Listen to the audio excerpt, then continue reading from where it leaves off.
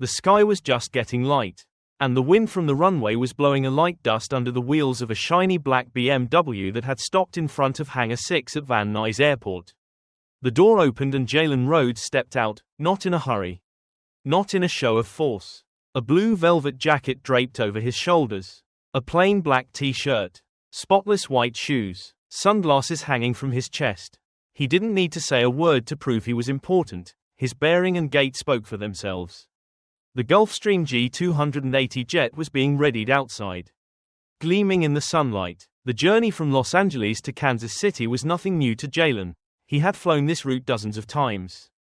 For him, today was just another workday, meeting partners, discussing strategy, promoting the company, but he had no idea that, just a few more steps, a seemingly small incident would become a huge wave, sweeping the entire social network into a debate about prejudice, power and patience. Jalen had just reached the first step of the plane when a voice from behind interrupted his train of thought. Running through the numbers in his head. "Excuse me, where are you going?" A tall man in aviator glasses, dressed in a uniform as if he had just stepped out of a flight manual, approached. His eyes were scrutinizing, full of suspicion. Jalen turned slightly, his gaze calm. "I'm flying to Missouri this morning. This is a private flight. I need to see the identification. You can't let strangers on board. I own this plane," Jalen replied softly, without anger, but the response was a suspicious raised eyebrow. "That's right, and I'm Elvis Presley." Without raising his voice, without proving it, Jalen let out a small breath, the kind you get when you're deciding whether to shrug it off or turn this little thing into a valuable lesson. He pulled out his phone and quickly called the dispatcher. "The Van Nuys pilot is stopping me. He doesn't know who I am." There was silence for a few seconds. Then Jalen nodded slightly. "I'll wait." He didn't wave his arms. Didn't shout. He had been doubted before. Underestimated before, but this time, it was burning differently. Minutes later, a black SUV with the word "security" on it rolled up to the plane. Two security guards got out, their eyes scanning the tense scene. The pilot, who was still blocking the stairs, quickly spoke up. "This man says he owns the plane. I asked to see the papers, but he refused. I can't take the risk." One of the guards glanced at Jalen. His gaze faltered for a moment. Then his expression changed. "Wait, you're Mr. Rhodes?" "Yes." Jalen nodded. The atmosphere changed in an instant. The guard turned to the pilot, his voice more serious. "You should contact the control center immediately."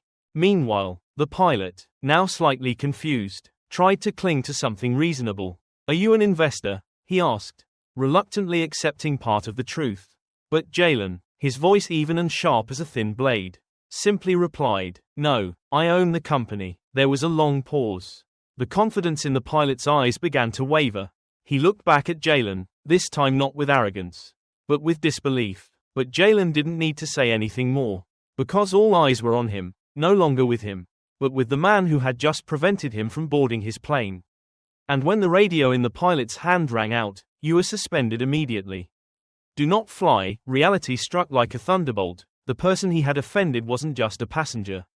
It was his boss. Silence filled the space in front of the plane as the sound from the intercom clearly stated, "The crew. The captain will be suspended immediately. Do not continue the flight." The pilot, now knowing that he had made a serious mistake, stood still. Still holding the intercom, his eyes staring blankly at Jalen as if he could not believe the reality. Just a few minutes ago, he was the one who had the power to stop, order, and judge who was qualified to board the plane. Now, he was the one who was eliminated from the game. But Jalen said nothing. He just glanced at his watch, then quietly turned away as if he had known this would happen. Just waiting for it to happen at the right time. The soft sunlight covered his face. Gentle but cold. What made the matter clear was not the words, but the way Jalen did not need to prove anything. He was not the one who needed to ask permission to board the plane. He was the one who decided who could fly it. The pilot tried to regain some dignity. "I was just following the procedure. There was no prior notice that you would be there." But that excuse fell on deaf ears. Because the problem was not the procedure, but the look he had given Jalen from the very first moment. Not the lack of papers, but the velvet jacket. The dark skin. The calm, unpretentious demeanor. People are used to the image of success that comes with flashy things, expensive suits, gold-plated watches, bright smiles and domineering eyes. But Jalen doesn't need those things. He is a silent force. The kind of person who doesn't need to be recognized to have value, because true value lies in his calmness amidst prejudice and the way he makes the whole system look at itself. Without another word, Jalen walked up the stairs, leaving behind the lost gaze of the pilot, who had just realized that true power was not in his uniform or his commanding voice, but in the silence that the entire airport had to listen to. Inside the cabin, the space was cool. The interior was upholstered in cream-colored leather. The light walnut wood trim, every detail exuded an understated elegance. Jalen put his small bag on the seat by the window, sat down, rolled up his sleeves slightly, and opened his tablet, as if everything outside was just a passing breeze in a busy workday. But in his mind, old images appeared. It was not the first time he had been suspected. 2 months ago, on another private flight, he had felt it clearly. The pilot that day was not rude, did not get in the way, but his eyes and voice were enough to say it all, that they did not think he belonged in this space. The cold air, the slow service, the avoidance of someone's name, but not his, not loud, not insulting, but enough to leave a mark. Back home, he poured himself a scotch, sat in silence for hours, and made a decision that only someone who knew the game would dare to think of: buy the airline. No need to put his name on the tail of the plane. No need for meetings in the main office. All he needed was one thing: from now on, no one would dare misjudge anyone based on their genes or skin color. And this morning, in Van Nuys, it happened, not as revenge, but as a reminder: when you're being questioned in a place you paid to create, it's time to own the game. The plane began to roll, leaving the silence that had just witnessed a wordless collision between prejudice and truth. Jalen sat back lightly in his seat, looking out the window, where the blue sky was slowly opening up before his eyes. But his mind was no longer there. It was drifting back to the past. To that afternoon in Phoenix, when he had boarded a flight as a passenger and left feeling like an outsider. He remembered clearly, the pilot had only given him a casual nod. The flight attendants had served him last, and when they arrived, they had even spoken to his assistant as if she were the main guest. No one had raised their voices. No one had insulted them. But the coldness in their eyes and voices was a silent verdict: you don't belong here. Jalen wasn't angry. He didn't write a complaint. He didn't post anything online. He just went home, sat on the balcony watching the sunset, and called his lawyer. Maxine, find me who owns the airline. I want to buy it, and fast. 6 weeks later, through a middleman, he had control of the entire operation, from the fleet to the dispatch room to the customer database. He didn't need to set foot in the building, and he didn't need anyone to know his face, because the goal wasn't recognition. But when recognition didn't come, ownership spoke louder. He didn't need anyone to remember his name, but he wanted to make sure that the next time someone like him walked up those stairs, they wouldn't be asked, "Who are you?" They'd be greeted with, "Welcome back." The Kansas City-bound flight had barely touched down, but the Van Nuys story had already gone viral.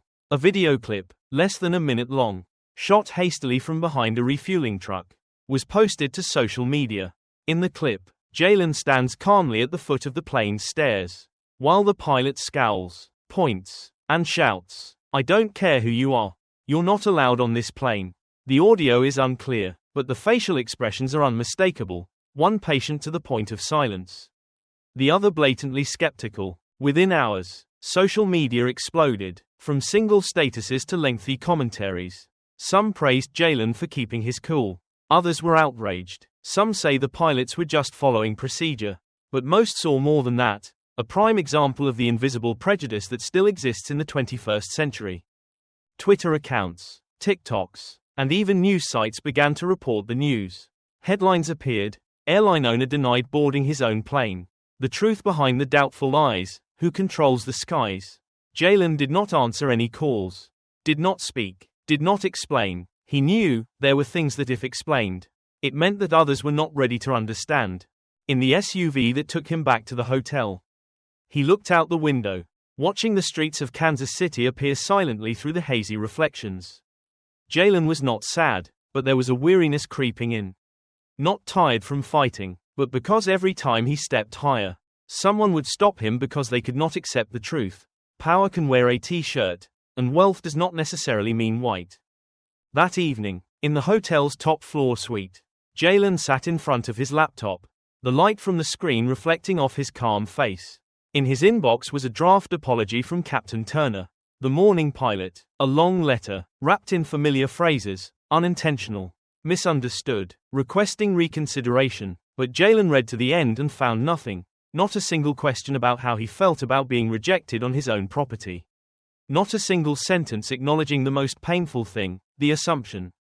The judgment was made before the story even began. He leaned back in his chair and closed his eyes for a few seconds. If it had been anyone else, Turner might have been fired that same day. But Jalen was a man of few words, good at controlling his emotions. And many people thought he was forgiving. But forgiving didn't mean ignoring the consequences. And keeping quiet didn't mean letting things go as if they never happened. Jalen picked up the phone and called Maxine, his close lawyer and strategic partner. "Have you decided?" she asked as soon as she picked up. "Okay," Jalen replied, his voice as steady as a heartbeat. "We're terminating the contract. No retraction, no softening, no quiet." Maxine paused for a beat, then said simply, "I understand. I'll take care of it." For Jalen, this decision was not simply a personal reaction, but a clear message to the system. If one person is violated on their own property without concrete consequences, then the same thing will continue to happen, not because of a lack of process, but because no one is willing to take responsibility when prejudice dictates behavior. 3 days after the incident, as headlines began to shift to new scandals, the Jalen video continued to spread quietly. No longer a hot trend, it became the stuff of analysis videos, political podcasts, and a series of articles about power and prejudice. Jalen said nothing, as usual, but what was surprising, his email started receiving messages of a very different kind. Not the usual invitations to cooperate or investment opportunities, but personal letters, from people he didn't know, living in places he had never been. A young man in Minneapolis who worked as an airport porter said he was looked down upon every day, just because he was a black man standing near an airplane. But when he saw the clip of Jalen calmly confronting the pilot, he felt like for the first time someone like him stood firm without screaming. An Arizona woman who owns a small airline said her own pilots had discriminated against Asian passengers, and after seeing the video, she reorganized her entire training process. Those messages didn't need hashtags. They weren't a momentary cheer. They were the quiet echoes of a community that had endured so much misogyny, but never spoke up because they thought no one cared. Now they saw Jalen, not as a hero, but as proof that you can be quiet without being weak, calm without being submissive. And it's those stories, not clips, not trending posts, that Jalen remembers forever. Because he understands that when you stand up for yourself, you're not just standing up for yourself, you're paving the way for those who are still being doubted in the very room they helped build. That weekend, as the sun set over Oakland, Jalen walked quietly into the Nuys Rhodes aviation hangar. There were no newspapers, no noise, just the sound of the maintenance crew's drills inspecting the tail section of the plane, and the soft sweep of the janitor's broom as she swept the hallway at the end of the day. He walked past them, saying nothing, just nodding, his eyes warm but thoughtful. The plane that day, the G280 at Van Nuys, was parked quietly at the end of the hangar. Jalen approached it, not touching it, just standing there, his eyes following the silvery metal reflecting the dim twilight. Then he turned away, heading toward the employee lounge. On the bulletin board near the coffee machine were small pieces of paper, birthdays, new shifts, maintenance schedules, and in the middle was a colored printed sheet with the words, "Respect is not about how loud you talk, it's about how quiet you keep." No one told Jalen who had posted it, but he recognized it immediately. It was a saying he had uttered, not to teach anyone, but to remind himself. He smiled slightly, not a triumphant smile, but the smile of someone who had just gone through a storm. Still standing firm, still choosing to move forward with dignity. He left the factory without saying anything, without taking any pictures. He simply got into his car, fastened his seat belt, and rolled away into the dark sunset. Because for Jalen, that silence was enough for the whole world to look back. And in a world where success is still defined by skin color, style, or gait, he chose to answer with power. Power that doesn't need to make a sound. Because sometimes, you don't need to prove who you are, you just need to stand firm. And let the truth speak for you.